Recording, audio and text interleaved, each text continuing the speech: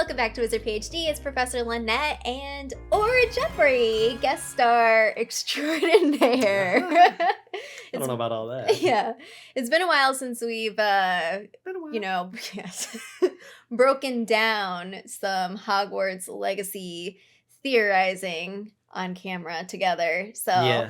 I thought we could look at one of our last theory videos, which was part of the Merlin series, and look at some of your comments to the question I asked. What could we learn about long forgotten mysteries related to ancient magic? I think I deserve some of the credit for the idea. Thank you. Yes. This was Jeffrey's idea. I'm just joking because I watch your videos and then see what people write, and I'm like, oh, we should like talk about this, but is it like an entire separate video? Yeah. It feels more like a follow-up, and rapid so this fire. is like a follow-up. Yeah, rapid fire. And then maybe that'll help us decide more how of a conversation. Also how to make our next video. That's Merlin. Well, we have many ideas already. Too many ideas, but they're all great. So first up, JeRi thinks that the founders discovered a form of ancient magic that may be connected to the Hogwarts Pensieve, which we know that the founders found the Pensieve. And rumored, but like, how do you explain it there? But okay. Also, thinking that they found other forms as the years pass. So the founders finding other ancient magic forms. What do you think about that? I think a couple of things. I mean, I think the founders are definitely going to be interested in ancient magic. Yeah. I think it's possible that they didn't find the Pensieve, but they found the precursor to the Pensieve, like a more natural form of like memory. So it's kind of like the equivalent of the veil, but for memories. So the Pensieve itself maybe is they not, made it but it's like maybe created material. Or fused or something. Interesting. Of course, the Saxon runes kind of flies in the face of that. But I do like the idea of sort of memories, the mind, the brain room, like kind of all tying together. It feels like Pensieves are part of ancient magic. And having the founders like explore, like they're pretty top tier witches and wizards. Like they would probably want to go find other forms of ancient magic, right? It might go beyond wanting to find it. Some of them want to control it. Some of them might want to lock it away. Yeah. Some of them might want to protect it. And Merlin is going to be, in my opinion, central. I mean, given what we know about him from Hogwarts Mystery and being an adherent to ancient magic. He loves ancient magic. And the fact that he would have set up these puzzles specifically for us. Yeah. And people like us. Yeah. It's on purpose. Yeah. And it has to me, it will have to do with ancient magic. Like it seems like a really reasonable storyline. So the founders will be connected in that we're looking through memories and we'll see like some of these explorations or discoveries. I like it. Yeah, maybe they want different things out of it. I mean, we also know they make all these magical artifacts. Like, I don't know, did Rowena There's make the diadem using something, to make people smarter? It's an interesting type of magic that we don't really hear that much about. The founders are augmentation of self. Yeah. Yeah. I mean, we don't. I mean, I think even like the magical theory. Hey. I feel like with the thing of the essence of self, like, but you could argue that the diadem betrays that. I mean, but does it have consequences of the worst type? No, it doesn't seem that way. I mean, that whole theme from magical theory just feels like a theory. It's not confirmed in any way. That, I mean, yes, the Horcrux is bad, but maybe there's other types that aren't, as negative. Ooh, interesting. Ancient magic based artifacts. I mean, right? So the diadem makes you smarter, right? Yeah. So if we're thinking Which is why about Helena wanted it. In the like stained glass, you have all of the houses in Hogwarts Legacy, and they appear to have these artifacts. So the sword, the diadem. Yes. The cup. And so it seems like, the sword has magical powers as well, connected to like loyalty, which is quite nebulous. Kind of the layer deeper than like knowing a spell, which is where I think live when we're talking about ancient magic. It's like that just below the surface, like everyone has this. It interconnects us with other things, us being wizards and people, and somehow loyalty it's unusual. It's not like a spell, the loyalty spell. And the sword is goblin made. Yeah. Which is interesting given the context that we have this goblin race to the ancient magic finish that might be happening. There might be a longer historical context of wizards and goblins that might be related. The other two, while we're on the founders, I feel like the locket, the sort of extra stuff, I think I would infer that it has to do with the Horcrux, at least in the movie, with like the big, coming out of it and stuff like that, as opposed to like that it was built in there by a Slytherin himself. And then the cup, I don't think we know anything about like what happens if you drink out of that cup. Yeah. Maybe it does something. Hufflepuff, maybe it heals you. It could be a healing. It could be. I don't know. Back to thinking about like, okay, the pensieves have to do with memories. We also have another comment that is related to the Department of Mysteries. As we know, the Department of Mysteries study different areas that are indeed mysterious. So we have the brain room, we have the love room. So possibly the Department of Mysteries being connected deeply to the legacy of Hogwarts in the sense of ancient magic, having these different forms, perhaps. This goes on one of my main theories. Yeah. Of what the Department of Mysteries actually is about. Yeah. And I think it will be a continuation of the sort of the way that I interpreted the Hogwarts Legacy idea of like, it's not that we're writing our own. Yes, that is part of it, but it's more like, let's learn about what Hogwarts is actually for. Is it for prepping students? Maybe, but they could have secondary like reasons of existing. Hogwarts is a front for, I think it's a front for hiding ancient magic. Yeah. Yes. Yeah. And the Department of Mysteries is an extension of that. The things that they could move out of Hogwarts. The veil. Yeah. And we know like the castle is a character itself and is sentient, and like, why is it sentient? First of all, that's insane. Yeah. Why, other buildings aren't. And it's because there's this vein. I think the Pensieve is going to be the source of the Hogwarts kind of ancient magic wellspring. Yeah. I don't know what I believe the Department of Mysteries is probably the love room. It has something to do with the love room. And then the other rooms, I think that they bring stuff there because that's where you bring stuff. Well, it's also like pretty guarded. Like if you're going to have like a stronghold, so you have the school and then you have the Department of Mysteries, you're governing society or governing of the society. Yes. We also have Azkaban, yes, which we saw glimpses of in the original reveal trailer, which could be a special site. We read that chapter or that lore about it. We will go to Azkaban. It appears that there is, even though there was the torture going on, that the structure itself attracted those Dementors. I know. It's wild. So like. There's so many things that are like, something is like lingering here, and that thing has to be related to ancient magic. Yes. I think there's thematically, like for Hogwarts to be associated with the Pensieve and memory and knowledge, it's like not that far of a stretch to be like, well, this is a good place for a school, or like that's the thing that makes the most sense here. Yeah. But yeah, the Department of Mysteries to me is the most interesting thing. That likely won't be in the game. I know. I just want to explore the Department of Mysteries. It could exist in the way that we talked about for Azkaban, where maybe we portal to it, but we don't get to leave and then be in like London, 1890s London. We're just stuck there. We can't leave the Ministry. Exit blocked or something. I don't know. The Wizarding World metaverse, where you get to walk around, the whole cause world. havoc. Yeah, and I get to just live in the Department of Mysteries and study brains. Well, we think there are other rooms. We know that there are more there doors. are that we don't know the real names of. And I've been long fascinated by the veil.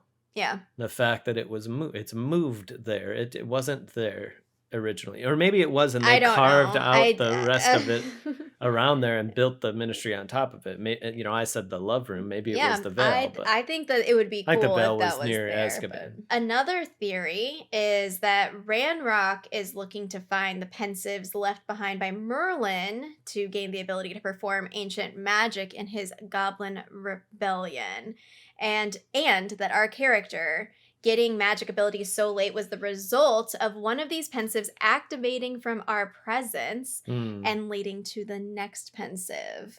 I thought this was really interesting, thinking about, because we see the trailers, but we don't necessarily know, like, in what order these things necessarily happen. Like that scene with Ranrock where he's like hurling what appears to be from ancient magic from his hand at us. When does that happen? Does that happen there's first? There's a pensieve in the background, do we think, right? Yeah. That's what it looked like. And a possible portal. Yeah. So I agree with the general premise. I think that this will be a race of sorts where we are trying to find, our main quest line will be finding these things. Yeah. And these pensieves will hold secrets that Merlin and possibly others have hidden. Yeah, so like you were behind saying, ancient magic though, so only people who have access, people or Ranrock that have access to the ancient magic. Yeah, so you were saying to me the other day about like, so for example, the calling lightning, like that's something you unlock or learn about or discover, perhaps. It feels like for some kind of connection to nature. In this like hunt of ancient magic. I think elemental magic is really likely. We also see the, in one of the dungeons type things where like in the courtyard and there's like the sun staff. Yeah. Which is a very like kind of druidic type of a thing. So that I think is very possible. Yeah, it's interesting. The lightning thing. Yeah, because you have like, so we just talked about these different categories that are like love, death, memory, knowledge, that sort of thing. But this is like, this could be related to that or slightly different in terms of like schools or categories of ancient magic, or substance. You know? I mean, elements, elemental stuff. I think it's in the same, definitely in the same family to me of what we're talking about. I think it's really interesting to think about wizards inventing spells because we know that they invent spells, but what exactly are they doing? You know, is it channeling of pre-existing magic, which would be more druidic? Yeah, kind of a source as opposed to being like it's internal and you just kind of pull it out of yourself. It's interesting. JP says, my theory probably won't be popular at all, but I'm pretty sure that you liked it. I liked it. Yeah. I think the main character was a muggle, and the incident they survived had to do with ancient magic, and it gave them the ability to use magic. Not only do I like it, I think it's exactly right. I mean, we've been talking about a video of like the 5 types or whatever. What are 5 theories that we could have for why we're a 5th year? And my favorite one would have to do with the origins of magic and like the deepest secret being that there is no difference between muggles and wizards. Yeah. That somehow there's more of it's more of a degree than of a kind. They're not actually that different. I think we have a lot of clues to this end, squibs and muggleborns being 2 obvious cases of like, well, then there's more overlap here than we talk about. Yep. It would be a very compelling storyline to be like, hey, you didn't have magic, and now you do. And not only do you have more magic than professors are ready to deal with. Yeah. And I think that fits with this whole like part of the mystery is you're trying to uncover a truth from the wizarding world. And so if this truth was covered up because like if everyone has has magic potential or it's not like special, like everything falls apart, you know? We talked a lot about the quill of acceptance in the Book of Admittance recently, and I've been fascinated with those ones too because it's like, what are these things? They're like locked away. Nobody touches them. Yeah. One is more sensitive than the other. Someone had to make them. Which is super interesting. Where did they come from? It's like the trace. I'm excited to discover things. The thing that I think for me will be interesting to see is how it plays out. Like, let's say we do reveal this very, very intense secret. Then what? Like, are we going to keep it covered? You know, how does that It's going to be part of the statute of secrecy. Yeah. I think also, like, we just did this Magical Theory podcast episode about Harry and Petunia have kind of a weird interaction because Petunia knows this stuff about the wizarding world. And I think we later find out like, oh, it was really important for Harry to go back to the home because like because his aunt and uncle took him in, they like reignited the magic, and it's like, what is this about? Does that mean that these muggles can cast magic in essence, right? They invoke it. There's an interesting, even if it was sealed by, or if it was started by a witch. Yeah, it's interesting because there's this layer of blood that everyone seems to be obsessed with, but there are also these weird exceptions that make it very complicated, that it's like, well, haven't y'all questioned this at all to make it more complicated? It's my favorite. It's kind of my pet theory that I would love to see why we're a fifth year. Yeah. There's other really good ones, I think, and I don't necessarily have a sense like, oh, this will be it because here's the reasons. It's more like, oh, that would make sense and it could be interesting. Another is about how the pensieves from that video we analyzed look different. They look slightly different. So thinking that it's Merlin and possibly Merlin's descendants. I'm going to just insert this, maybe some of Merlin's students. Like maybe it's not just Merlin's opposition. Ooh, yeah, could be opposition. We've touched a little bit, as others have, on Morgana. I think that would be an interesting addition to the story. Yeah. I'm not sure if that's what we're going to see. It could be that, like, maybe they were in a race against each other in some sense to sort of protect or hide or otherwise like claim particular things. and so maybe it's like Ranrock is finding Morgana's and we're finding Merlin's, but I don't know. Maybe. We haven't necessarily seen that. But again, I mean, we're already several steps into speculation territory, so let's take one more. Yeah, I think why not? It could be not just Merlin. It could be all the founders. It could also be unnamed people that we don't know. Yeah, I think for me that it seems that Merlin wouldn't put all of his ideas in one pensieve. And so to me it's like, oh, well, maybe they're just multiple different pensieves that Merlin had, that if you had them all look the same, then it would be pretty obvious, like, oh, that's a Merlin pensieve. Let's like dive deep in. So maybe it's intentional that they are looking different and it is the same person. But I don't know. It's possible to have different people. We have another comment thinking that Ranrock is not actually the main antagonist, but a puppet of the main antagonist who has promised the goblins power. And again, bringing up Morgan Le Fay potentially being the main antagonist and wishing for a dark witch as a villain, which I'm all for. I'm all for dark witches being villains of stories. I'm not sure for me that there is a bigger villain, but again, we haven't seen on purpose the full scope of the narrative because we want to keep that experience the first time through. I think the thing with Morgana is a really interesting because that's a way of having a deeper villain, but not necessarily a bigger villain. Like, because she might be dead and gone. Like a longer legacy that's connected. But there's a longer legacy, and maybe we have to fight a shade of Morgana, or maybe she otherwise is involved, or whomever. Or followers, like I think cultists. Or cultists. I think it's very likely that there won't be just one player involved when it comes to the villains. Ranrock might be the most important because he seems to also be ancient magic connected. Yeah, it's super pressing because he has. But we also have the guy in the mask with the scrolls and the books underground in the very scary place, and that could be ancient magic-y too. It's hard to tell. It's funny because in my mind, maybe there's a solstice. If I rank it,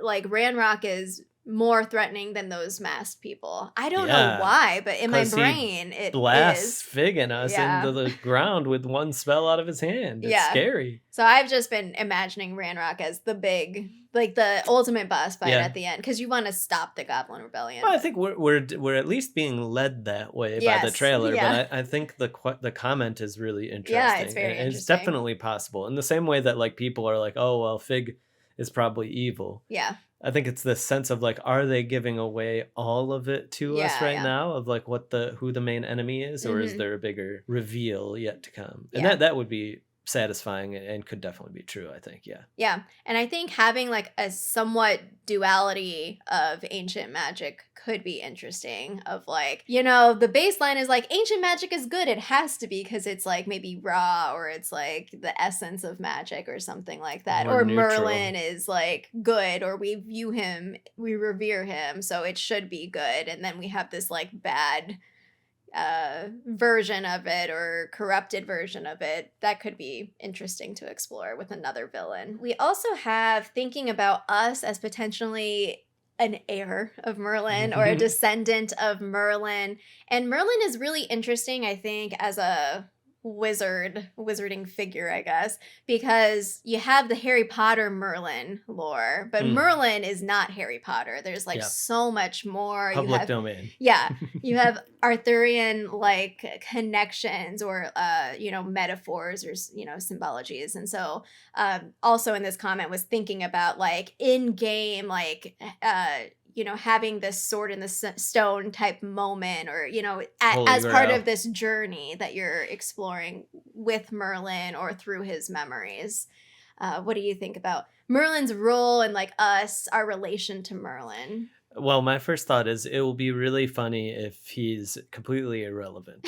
and really is so just this like more of an Easter eggy, like these are made by Merlin, which is not out of the realm of possibility, you know, it really isn't. Like we really latched onto it because in the state of play, his name was on the pane of glass and spoken aloud. So it was like, oh, well, that's kind of, it seems like. And he loves ancient magic. Like that's the big piece to me that ties it together, where it's like, from you Hogwarts can't Mystery not talk about him at least, you know? Yes, but it is possible. So I think that would be funny. I also think, and we touched on this maybe a little bit before, that there's two ways to be a descendant in some way. One is like by blood, but the other is that kind of by character. So like that if we have a connection to ancient magic, being a kind of a descendant of Merlin means that we can understand some of the things that he would want to share with us in a pensieve that other people might not be able to because they can't sense it, or they can't access it, or they're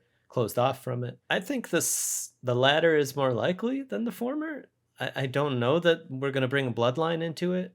Yeah, I never had that feeling, but I also don't know what was shaping that. I think mostly because I'd be like, well, then we're tied to something, you know, and it's not like, oh, this mysterious, we're carving our own legacy. Like, what, to me, a big mystery is, why do we have access to ancient magic? Yeah. What happened to us? Or if it's related to this dark secret. I keep saying dark secret. I think it's pretty dark if you discover that anyone has access to magic and you hide it. So that's why I keep saying that it's a dark secret. Bad, you know? Yes. Us with Merlin, I mean, I see it as a more sort of like the guide. Like that was kind of part of the video, is like this person who is like helping us along the way, and we can have the insight because we share this like connection to this deeply powerful ancient magic, and other people don't understand it or can't understand it. One thing that is interesting about these conversations that we've